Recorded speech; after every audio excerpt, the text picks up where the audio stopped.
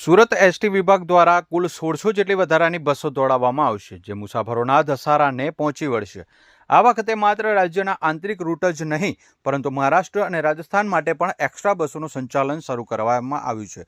અત્યાર સુધીમાં 220 જેટલી બસોનું ગ્રુપ બુકિંગ થઈ ચૂક્યું છે, જે દર્શાવે છે કે લોકો એસટી બસની સેવાનો લાભ લેવા ઉત્સુક છે.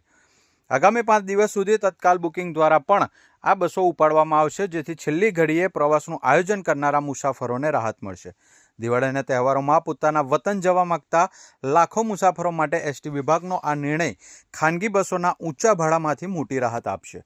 મુસાફરોને સલામત અને સમયસર પ્રવાસની સુવિધા મળી રહે તે માટે એસટી નિગમ સજ્જ બન્યું છે. મુસાફરો તમામ મુખ્ય બસ સ્ટેશનો પરથી એડવાન્સ અને તત્કાલ બુકિંગ કરાવી શકે છે. પીવી ગુર્જર, વિભાગીય નિયામક, સુરત. દિવાળી પર્વ નિમિત્તે ગુજરાત સરકાર તેમજ માનનીય મંત્રી શ્રી હર્ષ સંઘવી સાહેબ દ્વારા પ્રેસ કોન્ફરન્સ કરવામાં આવી હતી, જે થકી સુરત વિભાગ દ્વારા એક્સ્ટ્રા બસોનું આયોજન કરેલું છે.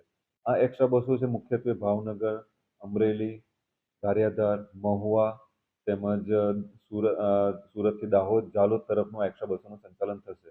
આ એક્સ્ટ્રા બસો જે છે સૌરાષ્ટ્ર તરફની એક્સ્ટ્રા બસો રામચોક, મોટા વરાછાથી ગાડી ઉપડશે, તેમજ ઝાલોદ, દાહોદ તરફનું એક્સ્ટ્રા બસો સુરત મેઇન બસ સ્ટેશન ઉપરથી, તેમજ રામનગર, જહાંગીરપુરા ત્યાંથી આ એક્સ્ટ્રા બસોનું સંચાલન થશે.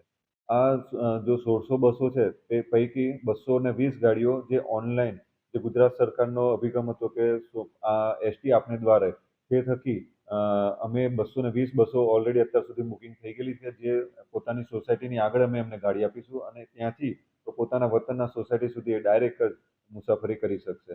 તદુપરાંત અમે ઓનલાઈનમાં પણ એક્સ્ટ્રા બસો ઓપન કરી 175 જેટલી ઓપન કરેલી હતી, તેમાંથી 75 જેવી ગાડીઓ ભરાઈ ગઈ છે. 100 ગાડીઓમાં હજુ થોડી ઘણી સીટો ખાલી છે, જે બી ભરાઈ જતા અમે વધારાની બી એક્સ્ટ્રા ઓનલાઈનમાં બસો ઓપન કરીશું. અને ઓફલાઈનમાં પણ અમે જ્યાં કરંટ બુકિંગ છે, જે રામચોક, મોટા વરાછાથી સૌરાષ્ટ્રનું સંચાલન છે, અને આ જે સીબીએસ ઉપરથી ઝાલોદ, દાહોદ તરફનું સંચાલન છે, જે 1600 બસોથી આયોજન કરીશું. તદુપરાંત પણ જરૂર પડશે તો સુરત વિભાગ દ્વારા આ એક્સ્ટ્રા બસો વધારવામાં પણ આવશે.